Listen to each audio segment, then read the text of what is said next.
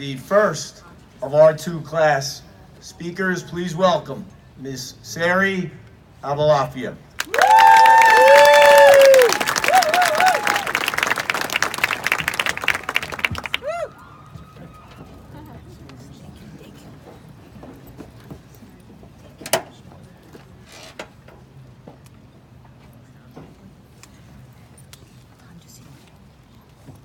For years, I walked the circuit of Harrington Park Middle School to Jerry's store, to George Street Park, then back to Jerry's.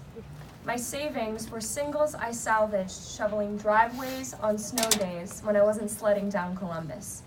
I walked there too, from Dan's house with a bright red sled and bright cheeks. Then high school came and I walked to the bus stop where the sophomores were. They were getting their driver's permits and they were only a year older than I was. I walked for miles the next few years until finally I, my mother's favorite fellow car,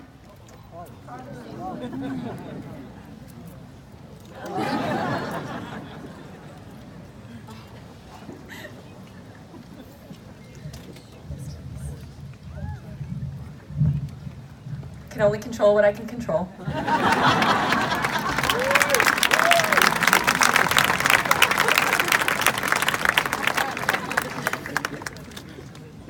So then high school came, and I walked to the bus stop where the sophomores were.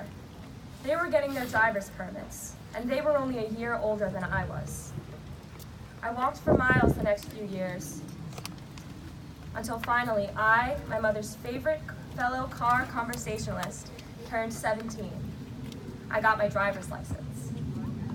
When we started driving, the world got bigger. Our concentric circles with the center at our homes got another ring.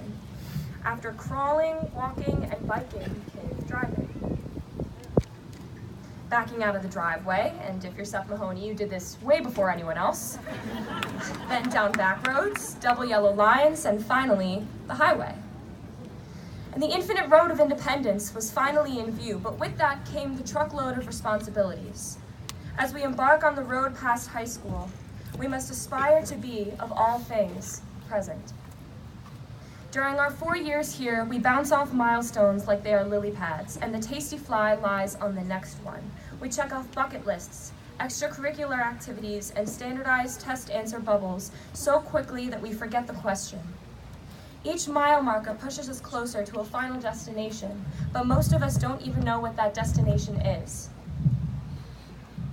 Learning how to drive is a mile marker. It's a stepping stone. It's my favorite LilyPad of high school. It adds to our concentric circles of transportation. Going for a drive is a timeout for the soul. It somehow forces us to stop and reflect, all the while in perpetual motion.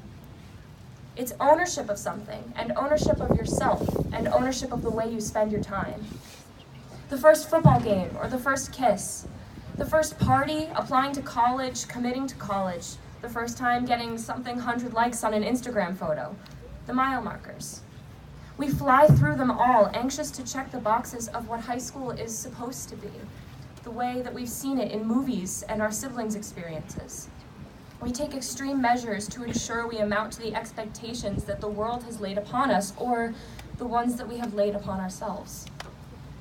In a world so void of genuine communication, where attention spans are 140 characters or less, and we read the summer reading book with the fewest number of pages, and our first instinct upon sitting down in class is to open up our phones or laptops, it's a rare and beautiful thing to know that someone is truly present. Where are you more present than in the driver's seat? As the first class to complete 4 years of high school with the one-to-one technology initiative, we have mastered the art of drifting in and out of class while remaining completely still. The teacher is teaching, the students are typing. Maybe I'll just check Twitter. I should probably find a prom dress. Supreme released a brick. Suddenly you're registering for an admitted students day or looking at socks or something, but then the bell rings and you realize you just missed a lesson on American exceptionalism or evaluating trig equations, or maybe you don't even know what you missed. But today we reflect. We wonder what might have happened had we said yes or said no or said nothing at all, because sometimes silence is the most powerful answer. We wonder what might have happened had we been truly present. The person you are today is made up of the decisions you made and the turns you took. You embody a terrible, beautiful mess of the people you love and the things you hate, the books that you read, the food that you ate. So many of us are primarily comprised of Pomptonian chocolate chip cookies. Regrets aside, as we move onwards, accept the person you have built throughout your life so far, and have the courage to make the decisions that determine who you will be. We now stretch our circles wider as our friends fly to opposite corners of the country. And we leap to the next LilyPad, discovering new independence and new individuality on a new frontier. School and college are things you complete, but life is something you experience. And so experience the life during the tasks you must complete, or you will never be able to enjoy the in-between. Wade the crystal clear or ever murky water that lies between the LilyPads. For most, college was the motivation.